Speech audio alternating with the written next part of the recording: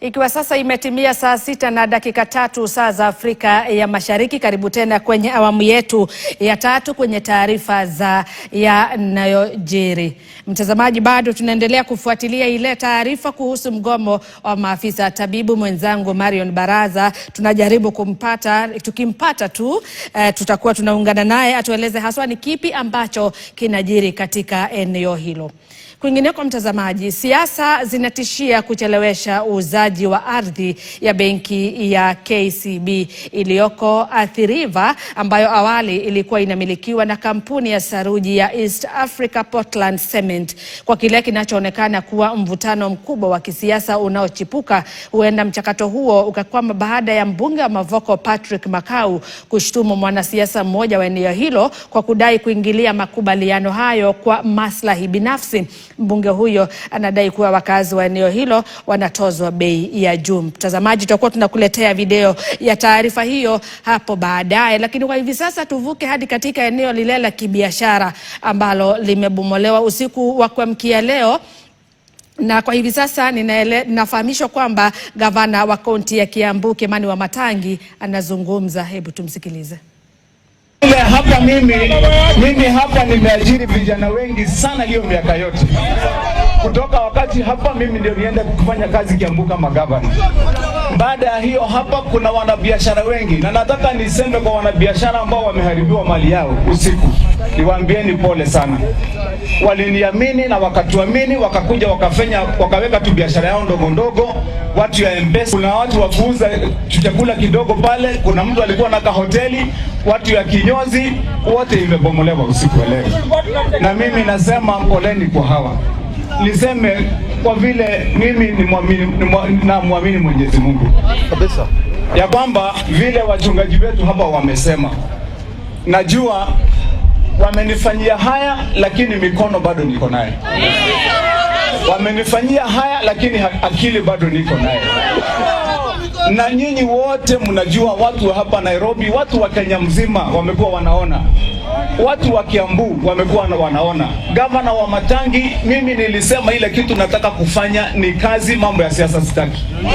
Na ndio nikafanya hiyo kazi yote ambayo mnasikia Kiambu tunajivunia sasa tumefanya. Kujenga mahospitali zaidi ya 26, kujenga mashule ya watoto zaidi ya 512, kuweka mataa karibu 1024 za sola, kuhakikisha ya kwamba kule tumejenga masoko. Sasa masoko 12 imejengwa na kaunti, na tumetengeneza sasa, tuko kwa mfumo wa kutengeneza mabarabara. Hayo mambo yakitokea kule ndio mnasikia sisi tunasema Kiambu kazi ndio hiyo na roho ndio hiyo. Sasa usiku vile nyinyi mnaona imekuwa sasa ni siku 5 mfululizo. Kila siku tunasikia wakisemekana Wamatangi ujichunge, kuna watu wanakuja kukubomolea usiku. Na mimi nikasema wacha watu wangu wenye walikuwa hapa kazini wajihadhari, lakini kwa bahati mbaya wamebomolewa. Hizi risasi mnaona hapa, hizi risasi hizi zimepigwa hapa usiku zikiwa live. Na sasa swali langu ni kwamba nyinyi mnasikia, mnajua ni kuna Sunday nililalamika nikasema kuna risasi imepigwa nyumbani kwangu. Jana nilijikaza nikasema hata kama mali inaharibiwa sitafika hapa, kwa vile sijui kama hizi risasi zilikuwa zimewekwa zinilenge mimi mwenyewe wakati wa giza. Lakini nasema mimi hayo yote wamenitendea, hayo yote, hiyo hasara yote ya hii mikono yangu karibu miaka 40 nitawaachia Mwenyezi Mungu. Nitawaachia Mwenyezi Mungu. Naweza kukuwa na nguvu ya kupigana na vigogo, naweza kukuwa na nguvu hiyo, kukosa kuwa na hizo nguvu nyingine, lakini Mwenyezi Mungu wako na nguvu. Na yeye ndiye alinifikisha mahali nimefika nikiwa mtoto ambaye ni mtoto wa single mother ambaye hata hana baba saizi na mama alikufa. Na nikangangana mpaka mahali nimefika na kulea familia yangu ya watoto wengine 5. Mimi nikiwa mtoto wa kwanza. Kutoka kuuza mandazi mpaka mahali tumefika ni Mwenyezi Mungu, na atatupeleka mbali hata kutoka hapa. Na kwa hivyo sisi hatuna wasiwasi, tunajua ya kwamba hayo yametendwa. Mumeona mpaka magari hapa, magari ambazo vijana wanafanya kazi nazo, gari ya kuokota takataka, kuna gari zingine za customer ya kuosha. Hiyo gari iko hapo ni gari hata ya mama. ilipatikana hapo ya bibi yangu, ndio hiyo mnaona imepigwa hapo ya white, imepigwa kabisa na excavator mpaka ikawekelewa gari nyingine. Lakini sio neno, kwa mkono wa Mungu ziko nyingi na zitakuja zingine bila break, zitakuja zingine kwa vile Mungu ndiye huzipeana. Na niseme kwa ufupi, ile wakati mimi niliwaambia wana Kiambu, kwa vile niliwapatia ahadi yangu ya kwamba mimi nitawafanyia kazi kutoka hapa mpaka mwaka wa 2027 mwezi wa 3, mimi nitakuwa nikilenga kazi. Wenye wanataka kunivuta kwa siasa ndio watafute njia ya kunimaliza, sitaingia kwa siasa. Lakini 2027 mwezi wa 3 nitakuwa kwa hiyo siasa, na nitatafutana na kiti ya gavana wa kaunti ya Kiambu. Na hiyo kiti ya gavana, watu wetu najua wamesema ya kwamba watatubariki nayo kwa vile tumefanya kazi. Wenye wanataka hiyo kiti ya gavana, mtu akuje kwa uwanja, waacha kutumia nguvu za maofisi za serikali kunigandamiza. Kuna watu wanaingia kwa maofisi ya serikali kusawishi wenye wako huko waje ndio waniharibie, na wakuje ndio wanibomolee, na watu wanitafutie njia za maisha yangu kunimalizia maisha. Nasema washindwe kabisa, na Mungu wako na sisi. Ama namna gani jameni? So tumekamilisha. I want to say, gentlemen and ladies, when you wamekuwa hapa, because I know most people are watching, the others who may want to see. This is an act of cowardice. Kwa vile mimi, I am non-political, I am a development person.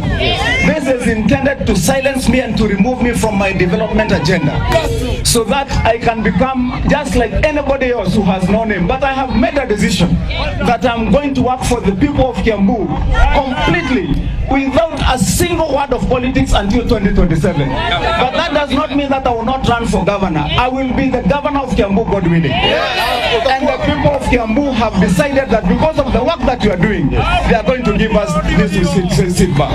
Na kwa hivyo mtupata Nairobi, mtutafute wapi, sisi tutahakikisha kwamba kazi yetu ndio itaongea. Mikono hamutatukata. Our vehicles you have demolished, you have destroyed even my wife's car, you have destroyed even my business vehicles here, you destroyed other small businesses for other people. Tafadhali, I want to tell you that you have not cut our hands. We will work. Na kwa hivyo swali moja tu. Iwapo kulikuwa na notisi kwamba shamba linalaimu kupata kuondoka, na pili kile ambacho kimekadiria kama iwapo mlipata notisi. Niseme ya kwamba kwa hiyo swali yenye imeulizwa hapa, kwa hii mahali there was never even one single day a notice. Even one time hakuna notice, na kama mtu akonaye asembe akonaye. Sisi tuko na, hata wakati walijaribu kututisha mara 3, huyu ndiye wakili wetu na huyu ni wakili wetu, na wako na hizi court orders hapa. Hii wakili unaweza shika na wewe uko na hii nyingine. Tuko na court orders which was signed wakati tulisikia wanatutishia, wanakuja usiku, wamekuja karibu mara 5 mfululizo. Lakini jana wamekuja mpaka kupiga risasi, kupiga mpaka live, kupiga mpaka tear gas, ndio wafaulu kwa ile kitu yenye walikuwa wanakuja kufanya. Lakini as I have said, and then our lawyer will say, but for me as Kimani Wamatangi, I believe in the Almighty God. Na nimewaambia ya kwamba he will fight for me and he will fight for us and we shall succeed. Hata mkitupiga vitangani, Mungu hapo. Wakili yako hapa anaweza kusema moja, ndio watu nilimpatia wakili. Roho ndio hiyo. Roho ndio hiyo. Hebu tuone wanasema roho ndio hiyo. Usenda kazi ndio hiyo, na roho ndio hiyo. Haya, tuende kazi wakili. Habari zenu.